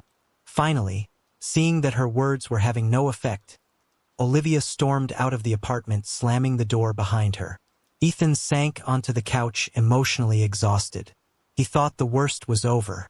He had no idea that Olivia's desperation was about to take a far more dangerous turn. The events of October 15th, 2021 would forever be etched in the memories of Ashland's residents. The day began like any other, with no indication of the tragedy that would unfold. Ethan, emotionally drained from the confrontation with Olivia, had called in sick to work. He spent the morning talking with his sister Amanda, making plans to file a police report about the hidden cameras. As evening approached, he decided to take a walk to clear his head, leaving his phone behind to avoid any desperate messages from Olivia. It was during this absence that Olivia made her final, fatal return to Ethan's apartment.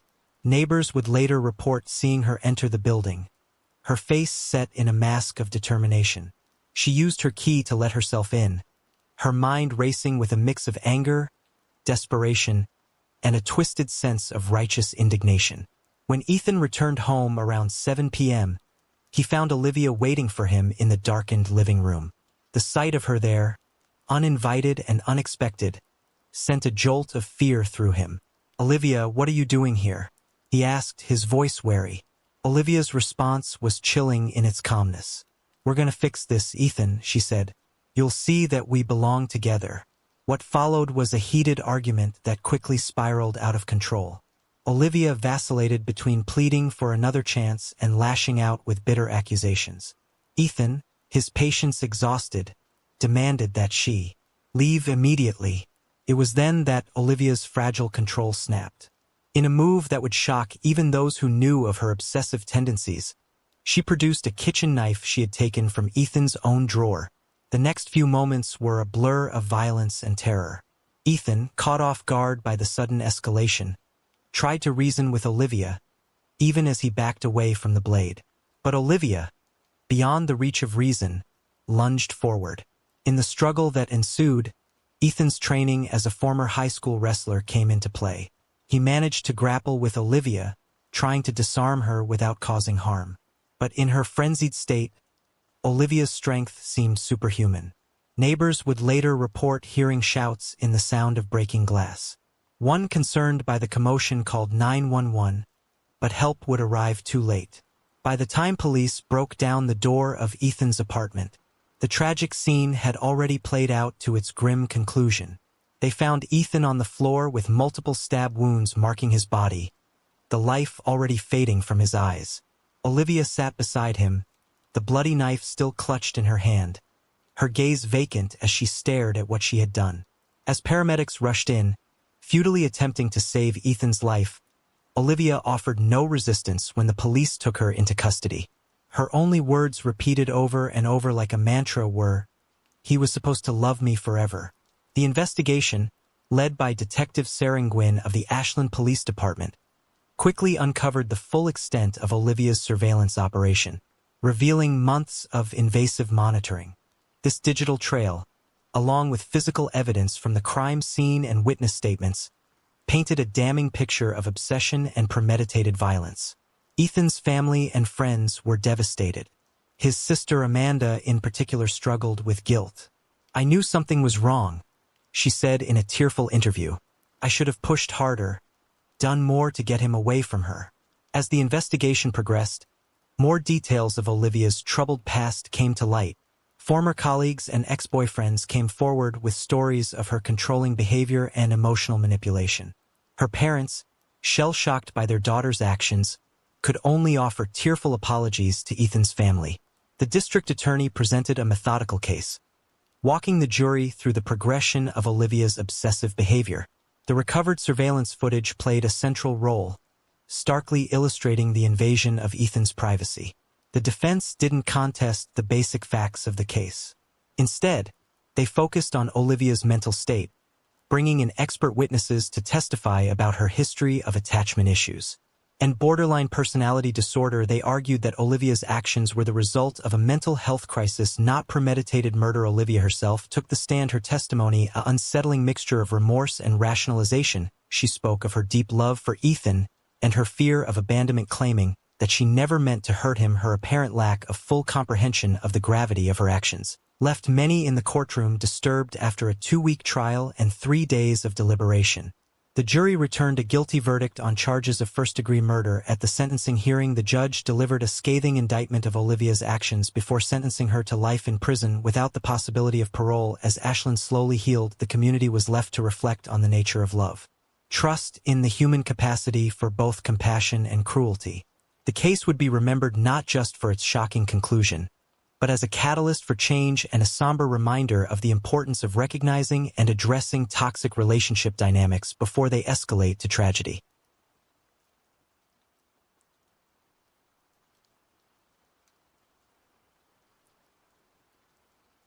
Sabrina Brooks was known for her beauty and charm, qualities that had once captivated her husband, Robert. Their marriage seemed like a fairy tale, a perfect match that everyone admired. But the arrival of Robert's elderly mother, Miriam, into their home set off a chain of events that would end in unspeakable horror. Miriam was a frail but spirited woman, loved by her son and cherished by those who knew her. When Robert decided to bring her to live with them, he believed it was the right thing to do, a way to care for her in her twilight years. Sabrina, however, saw it differently. She viewed Miriam as an intruder, a threat to her domestic bliss. As tensions escalated, Sabrina's resentment turned to desperation. In a moment of madness, she concocted a deadly plan to rid herself of the woman she blamed for her misery. What followed was a chilling tale of premeditated murder, a crime that would leave an indelible mark on all who were touched by it. Sabrina and Robert's relationship began like a whirlwind romance. They met at a friend's wedding, where Robert, a successful architect, was immediately smitten by Sabrina's grace and vivacity. She worked as a freelance product photographer, and her creative spirit matched well with Robert's structured approach to life. After a brief courtship, they married and settled into a beautiful home on the outskirts of town. Miriam Brooks had lived a full life, widowed for nearly a decade. She maintained her independence in a modest house in town. Her health had begun to decline, and Robert, ever the dutiful son, felt it was his responsibility to care for her. Miriam had always been a nurturing presence in Robert's life, and he couldn't bear the thought of her being alone. Initially, Sabrina and Miriam got along well enough. Miriam was polite and grateful, and Sabrina, though slightly apprehensive, made an effort to welcome her mother-in-law. But as weeks turned into months, the strain of their living arrangement began to show. Miriam's constant presence disrupted the couple's privacy and routine, and Sabrina felt increasingly sidelined in her own home. Robert, caught between his wife and his mother, tried to balance their needs. He was patient and kind, hoping that time would ease the tension. But Sabrina's discontent only grew. She confided in her friends about the stress she was under, seeking advice on how to cope. Some suggested patience, while others hinted that Robert's loyalty to his mother might always overshadow his marriage. The situation worsened as Miriam's health declined further.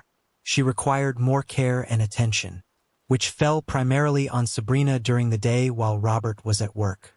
The constant demands wore on her, leading to frequent arguments with Robert. He, in turn, became defensive and frustrated, unable to understand why Sabrina couldn't be more accommodating. Sabrina's resentment festered, turning into a simmering rage. She felt trapped, her life overshadowed by an elderly woman who seemed to sap all the joy from her marriage. As her desperation grew, Sabrina's thoughts took a darker turn. She began to entertain the idea of a life without Miriam, envisioning the return of her once idyllic marriage. It was in these moments of bitterness and despair that the seeds of her deadly plan were sown. Robert's decision to bring Miriam into their home was not made lightly. He had seen his mother's health decline and knew she needed more support than he could provide from a distance. After long discussions with Sabrina, he convinced her that it was the best solution. Reluctantly, Sabrina agreed, though she harbored reservations about the impact on their marriage. The day Miriam moved in, Robert and Sabrina prepared a guest room with care.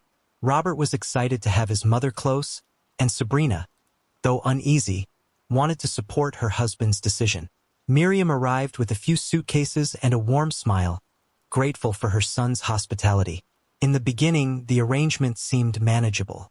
Miriam was polite and tried not to impose. She kept to her room most of the time, reading or knitting, and joined the couple for meals and occasional outings. Robert was relieved to see his mother settled and safe, but Sabrina began to feel the strain almost immediately. Miriam's presence altered the dynamics of the household. Dinner conversations that once flowed easily between Sabrina and Robert now included Miriam's comments and stories. Robert's attention was divided, and Sabrina found herself missing the intimacy they once shared. The subtle shifts in their relationship gnawed at her, creating an undercurrent of resentment. The first major conflict arose over household routines.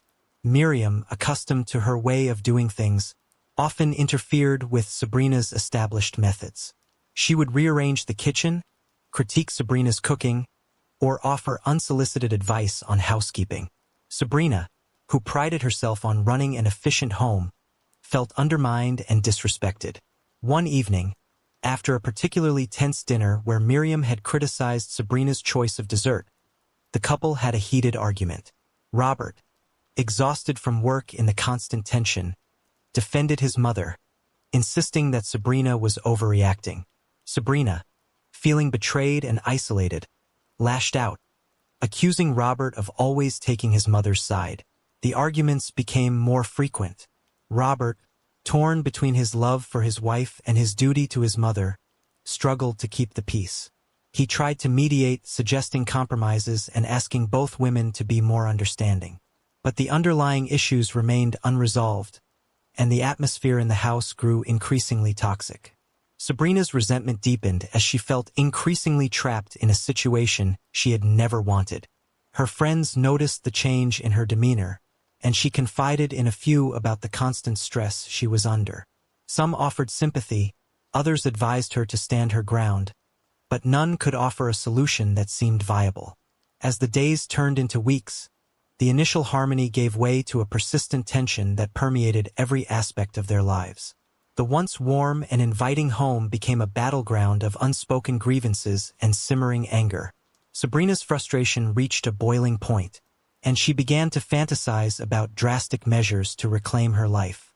Little did she know, those dark thoughts would soon manifest into a chilling reality. The tension in the Brooks household continued to rise, seeping into every corner of their lives. Miriam, oblivious to the depth of Sabrina's resentment, tried to maintain a semblance of normalcy. She believed that, with time, things would improve. But Sabrina's patience was wearing thin, and her anger became harder to conceal. One morning, Sabrina discovered that Miriam had reorganized the pantry. What seemed like a minor inconvenience to Robert felt like a personal affront to Sabrina. She stormed into the living room where Miriam was sitting, her voice shaking with barely contained fury. "You can't just come in here and change everything. This is my house." Miriam looked up, startled. "I was only trying to help, dear. I didn't mean to upset you. It's not help when it's done without asking. You're just making things harder." Robert walked in just as Sabrina's voice rose, and he quickly stepped between them. "Sabrina, please calm down. She's just trying to help." Sabrina shot him a look of pure frustration. "You always take her side, Robert. I'm the one who has to deal with this every day." Robert sighed, rubbing his temples. "This isn't about sides. We're a family. We need to work together." Despite Robert's attempts to mediate, the rift between Sabrina and Miriam grew wider. Sabrina started avoiding Miriam as much as possible, retreating to her studio to work on her graphic design projects. She found solace in her work, a temporary escape from the constant strain at home. But the escape was fleeting. Every time she left her studio, she was reminded of Miriam's presence. The small irritations accumulated, each one adding to the weight of her resentment. She began to dread coming home, the once safe haven now a source of continuous stress. Friends noticed the change in Sabrina. She became more withdrawn, her usual vibrant personality overshadowed by a constant undercurrent of tension. During a coffee outing with her close friend Julia, Sabrina finally opened up about the depth of her frustration. "I don't know how much more of this I can take, Julia. She's everywhere all the time. It's like I'm living with a stranger in my own home." Julia listened sympathetically. "Have you talked to Robert about how you feel?" Sabrina let out a bitter laugh. "Talked? All we do is argue about her. He doesn't see how much it's affecting me. He just wants to keep the peace." Julia reached out and squeezed Sabrina's hand. "Maybe you need to take some time for yourself. Get away for a bit. Clear your head." Sabrina nodded, but deep down she knew that a temporary escape wouldn't solve her problems. The constant presence of Miriam in her home felt like a prison sentence, one she couldn't escape from. Her thoughts grew darker, and she began to entertain ideas she had once considered unthinkable. One night, as Sabrina lay in bed staring at the ceiling, a thought crossed her mind that made her shudder. What if Miriam wasn't here anymore? The idea lingered, gaining strength with each passing day. It was a forbidden thought, one that brought a sense of both horror and twisted relief. As the days turned into weeks, the seeds of a plan began to take root in Sabrina's mind. She started researching methods to make someone ill, initially out of morbid curiosity. But the more she read, the more the idea of poisoning Miriam seemed like a viable solution to her predicament. It would be quick, discreet, and if done correctly, could appear as a natural death. Sabrina's desperation clouded her judgment. She convinced herself that this was the only way to regain control of her life and salvage her marriage. The dark thoughts that had once seemed so alien now felt like a lifeline. Little did she know this decision would lead her down a path of no return, with consequences far beyond her darkest imaginings. Sabrina's desperation reached its peak as she found herself more isolated and overwhelmed by the day. The once loving and harmonious relationship with Robert now felt like a distant memory, replaced by constant arguments and mutual resentment. She began to see Miriam not as an innocent elderly woman, but as the embodiment of all her marital problems. Confiding in friends became a regular outlet for Sabrina's frustration. During a particularly emotional conversation with her friend Lisa, Sabrina's true feelings came to the surface. "I can't do this anymore, Lisa. Every day is a battle. I feel like I'm losing myself." Lisa looked concerned. "You need to find a way to cope, Sabrina. Maybe you should see a therapist or take some time away." Sabrina shook her head. "Therapy won't change anything. The problem is Miriam. As long as she's here, nothing will get better." Lisa hesitated, then spoke softly. "Have you thought about asking her to move out? Maybe she could go to a care facility where she'd get the help she needs." Sabrina's eyes darkened. Robert would never agree to that. He's too loyal. He'd see it as abandoning her. Lisa sighed. "I'm worried about you, Sabrina. This isn't healthy. You need to do something before it's too late." Sabrina nodded absently, but her mind was already elsewhere. She had considered every possible solution and always came back to the same conclusion. Miriam had to go. The idea of poisoning her mother-in-law, once a fleeting thought, now seemed like the only viable option. Sabrina began to meticulously plan Miriam's demise. She spent hours researching poisons, focusing on substances that would be difficult to detect. Her background in graphic design gave her an eye for detail, and she applied this skill to her dark new project. She discovered that certain plants, when ingested in small doses over time, could cause symptoms resembling a natural illness. With a plan in place, Sabrina started the next phase, obtaining the poison. She chose aconite, a potent toxin found in monkshood plants. It was a risky choice, but one that could be easily masked in food. She ordered the seeds online, ensuring they were delivered to a friend's address to avoid suspicion. The seeds arrived a few days later, and Sabrina carefully cultivated them in a hidden corner of her garden. She tended to them with a mixture of dread and determination, knowing that each day brought her closer to executing her plan. The process took weeks, during which the tension in the house continued to escalate. Miriam's health, already fragile, began to show signs of further decline. She frequently complained of stomach pains and nausea, symptoms that Sabrina dismissed with a feigned concern. Robert, ever the devoted son, grew increasingly worried, suggesting doctor visits and tests to determine the cause. Sabrina played her part well, expressing appropriate levels of worry and support. She accompanied Miriam to the doctor, reassuring Robert that they were doing everything possible. The doctors attributed Miriam's symptoms to her age and existing health conditions, prescribing medications that did little to alleviate her suffering. The final stage of Sabrina's plan required careful timing. She waited for a day when Robert would be away for an extended period, ensuring she had the house to herself. She prepared a special meal for Miriam, infusing it with a small amount of aconite. The dose was low enough to avoid immediate suspicion but high enough to exacerbate Miriam's symptoms. As Miriam ate the meal, Sabrina watched her with a mix of anxiety and anticipation. She felt a twisted sense of relief, believing that she was finally taking control of her life. But the act also brought a deep sense of guilt, one that gnawed her even as she reassured herself that this was the only way. In the days that followed, Miriam's condition worsened. She grew weaker and more lethargic, her complaints of pain more frequent. Robert was beside himself with worry. While Sabrina maintained her facade of concern, the poison was doing its job, slowly but surely, and Sabrina felt both triumphant and terrified at the prospect of what she had set in motion. Sabrina's meticulous planning reached its final stages as she prepared to carry out the poisoning. The growing tension and escalating arguments with Robert only fueled her resolve. She was convinced that eliminating Miriam was the only way to restore harmony to her marriage and reclaim her life. Acquiring the aconite seeds had been a nerve-wracking process. Sabrina knew the risks involved in handling such a potent toxin, but desperation had clouded her judgment. She carefully cultivated the plants, watching them grow with a mix of dread and determination. Each step brought her closer to the point of no return. Sabrina spent hours in her studio, not working on her usual graphic design projects, but refining her plan. She researched the effects of aconite, ensuring she understood the symptoms it would produce.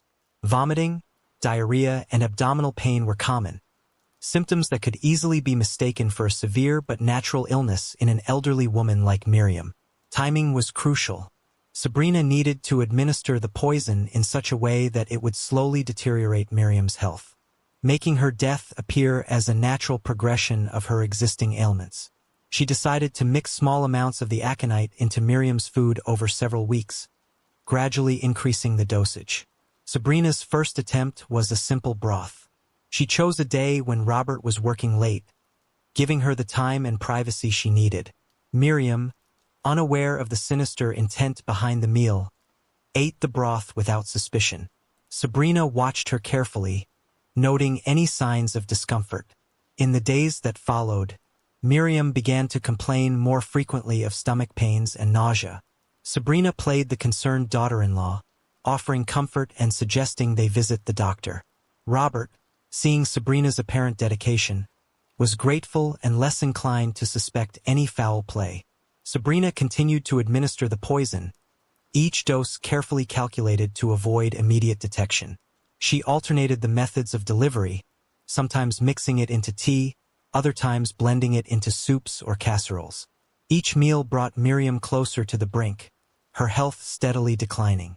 Despite her outward calm, Sabrina was racked with guilt and fear. The enormity of her actions weighed heavily on her, but she convinced herself that this was the only solution. She reminded herself of the life she would regain once Miriam was gone, a life free from the constant strain and arguments. Robert's increasing concern for his mother's health provided Sabrina with the perfect cover.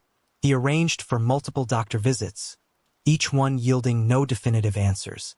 The medical professionals attributed Miriam's symptoms to her age and existing conditions, prescribing medications that did little to help.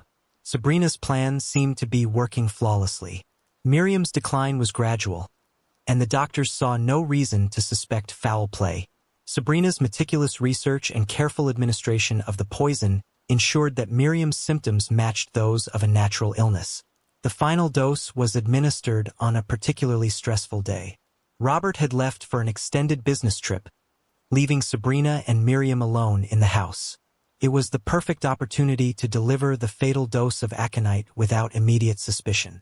The house felt unnaturally quiet, a silence that seemed to echo Sabrina's racing thoughts. Sabrina prepared Miriam's favorite soup, a creamy mushroom bisque. She measured the aconite carefully, her hand steady despite the turmoil inside her. This was it. There was no turning back. The poison, now finely ground and nearly invisible, was mixed into the soup with methodical precision. As she carried the bowl to the dining table, Sabrina forced a smile. "Lunch is ready, Miriam. I made your favorite." Miriam, looking frilier than ever, managed a weak smile. "Thank you, dear. You're so kind." Sabrina felt a pang of guilt but quickly suppressed it. She watched as Miriam slowly ate the soup, each spoonful bringing her closer to the end. The meal progressed in a heavy silence, broken only by the sound of Miriam's labored breathing. As the poison took effect, Miriam's discomfort became evident. She clutched her stomach, her face contorted in pain. Sabrina maintained her facade of concern, suggesting they call a doctor. But the symptoms progressed rapidly, and soon Miriam was struggling to breathe. Sabrina dialed 911. Her voice filled with feigned panic. "My mother-in-law is very ill. Please send an ambulance quickly." The paramedics arrived within minutes. Finding Miriam in severe distress, They rushed her to the hospital with Sabrina following closely behind. In the sterile confines of the emergency room, Sabrina watched as the doctors and nurses worked frantically to save Miriam. She maintained her act, shedding tears and expressing worry, but inside she felt a grim sense of relief. Despite their efforts, Miriam's condition deteriorated rapidly. The poison had done its job, and within hours Miriam passed away. The official cause of death was listed as complications from her existing health issues, exacerbated by her age. The doctor saw no reason to suspect foul play, and Sabrina's plan seemed to have succeeded perfectly. Robert was devastated when he received the news. He returned home immediately, shattered by the loss of his mother. Sabrina played the supportive wife, comforting him through his grief while hiding the dark truth. The funeral was a somber affair, with friends and family gathering to pay their respects. Sabrina's performance was flawless, her sorrow appearing genuine to all who observed, but the guilt gnawed at her. Each time Robert spoke of his mother's kindness and strength, Sabrina felt a stab of remorse. She had taken an innocent life, driven by desperation and resentment. The relief she had expected was overshadowed by the weight of her actions. She had crossed a line and there was no going back. In the weeks that followed, life slowly returned to a semblance of normalcy. Robert threw himself into his work, using it as a distraction from his grief. Sabrina, meanwhile, tried to resume her usual routines, but the shadow of her crime loomed large. She found it difficult to concentrate on her graphic design projects, her mind constantly replaying the events of that fateful day. Her friends noticed the change in her demeanor, but Sabrina attributed it to the stress of Miriam's death and the strain on her marriage. She continued to put on a brave face, maintaining the facade of a grieving daughter-in-law, but inside she was falling apart. One night, as she lay in bed beside Robert, the enormity of her actions hit her with full force. She had committed murder, taken a life to solve her problems, and now she had to live with the consequences. The thought was overwhelming, and Sabrina found herself trembling with a mix of fear and regret. Robert, sensing her distress, reached out to comfort her. But deep down, she knew that the truth could not remain hidden forever.